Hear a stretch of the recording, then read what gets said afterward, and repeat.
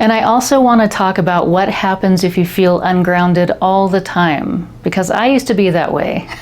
For me, it wasn't just that I needed to go outside and put my feet in the grass. That can help, again, but there was something deeper going on. When people told me I needed grounding, it honestly used to really bum me out. I remember one time years ago when I was in a session with a truly excellent energy worker.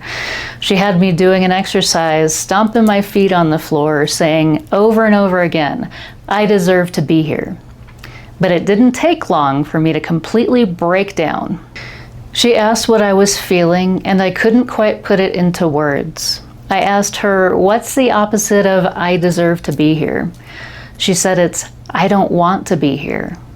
At the time, I was meditating a lot and going through a massive spiritual awakening.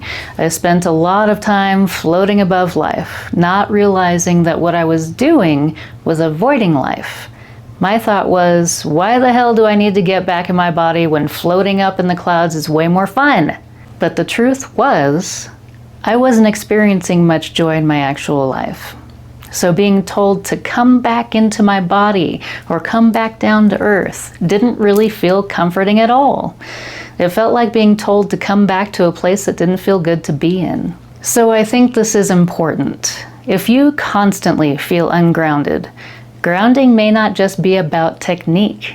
It may also be about creating a life that feels safer, more honest, and more joyful to actually inhabit.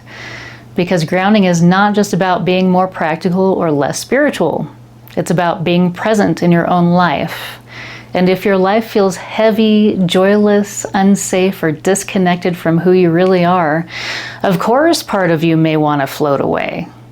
So yes, press your feet into the floor, breathe deeply, go outside, touch something solid, but also ask yourself, what would make it feel better to be here? What gives me even a small spark of joy? What makes my body feel a little more alive, a little more safe, a little more willing to stay?